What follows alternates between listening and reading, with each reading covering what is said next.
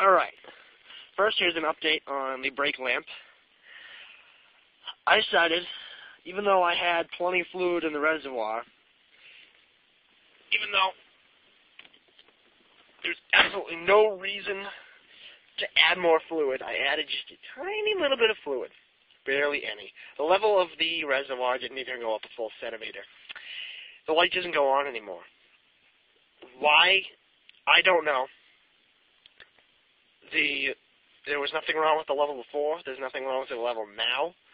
Only thing I could see happening is if the level was at max last time I got new pads and everything, then when I add new pads again, it's going to overflow a little bit. That's why you're not supposed to add brake fluid when your brakes start to wear. So, for some odd reason, the sensor in there is too sensitive or something. I don't know. But, in any case, I made the light go out, and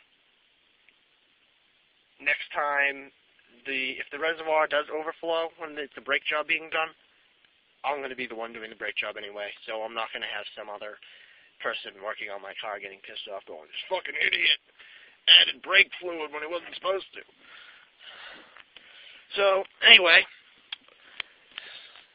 on to the next thing. I may have shown you that before that my car was a big mess. I think it was my second Taurus Log video. Well, that was nothing. It's much worse now. So, I gotta clean this thing out. Because it's a beautiful day out. Finally. And it's a Saturday. There are some things that are never going to go away, like that floor seems to have gotten some grease or oil on it. There's a shit ton of sand on there. That bag's just the trash bag I brought into the car that isn't usually there. I have this thing full of zip ties, this little disc. I don't remember what that's for. Oh, I remember. It was for the Chinese knockoff OBD2 sensor thing. OBD2 scanner. More on that in another video.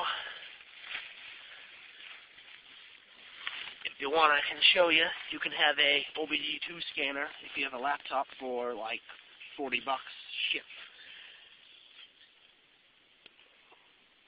I didn't even think of it at the time that it was probably a Chinese knockoff of the real Elm scan thing, but whatever. It's only generic OBD2. But anyway, first let me lift the armrest and show you this horrific mess. This thing has been dirty since the day I bought the car. Everything in the car was clean except for this. I didn't even know this thing was here at first. And I didn't even want to deal with it. I'm like, this is too gross. I'm not going to bother. Now I realize, you know what? I'm sick of using this little cup holder that I screwed into the floor. So, I'm actually going to try to clean this out this time.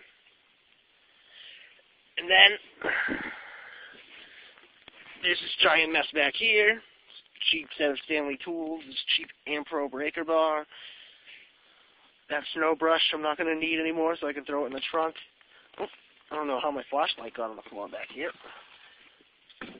Must have fell off the seat. The seat's a mess. This box was sitting in here. I grabbed it just in case I needed it. I ended up only needing one. There's all the rest of the stuff I'm going to clean the car with. And there's my bag for school with my UTI name tag and the 6 student of the course pins that don't really mean anything. Because it doesn't really mean that you're actually better than everybody else on the course. It just means you got lucky on a test question or two. So, time to clean this monstrosity. Upon removing some things, I discovered that I do, in fact, have a back seat. Yeah, it was pretty bad back here. It's still pretty dirty.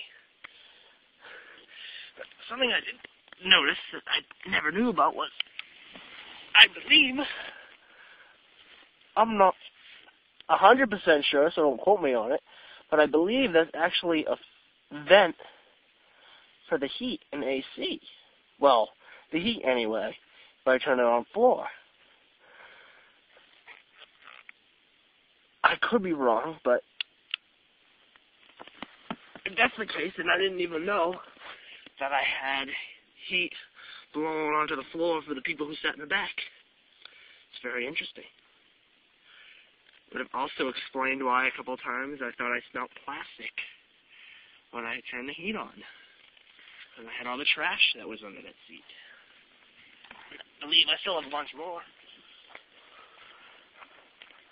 under the passenger seat. I just kneeled in mud. Yeah, I got a trash bag, you know, that shit under there. A lot more cleaning to do. But with pride in Atlanta, Georgia. Too bad that plant is closed now, fortunately.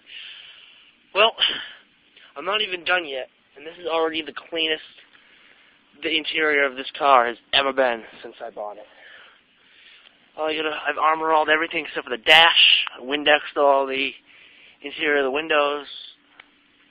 I gotta get that mirror there. Got some salt splashed on it when I threw my coat in the car once. There's one issue I have, and aside from when I go to the gas station and vacuum the rugs and stuff, I have nothing to really clean the rugs out. I sprayed them with Febreze for now to just freshen them up, but I don't want to get any kind of shampooing machine or anything. Does anybody know about is there any kind of brush and cleaner I could use to clean this stuff out? If you know of anything that works good, just leave a comment on the video, because it'd be great. I don't want to have to take this anywhere and pay someone to have to clean any of this thing out. This car ain't worth that much to actually pay to get it cleaned. So I've come to the realization that this thing ain't coming clean. At least, not with me cleaning it anyway. Looks like I'll stick with that cup holder. I found a few Reese's peanut butter cups under the seat, if anybody's hungry. A tape holder. Too bad the tape wire doesn't work. This is why many cars in New England aren't worth saving.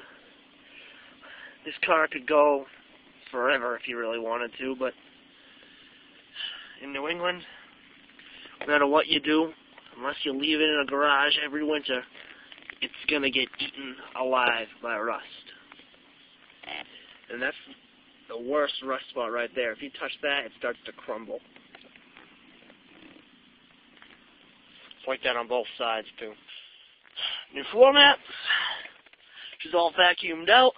This is the cleanest she's been since I bought her, and she's not going to get any cleaner unless somebody can tell me a way without a machine how to scrub some shit out of the seats and the rugs.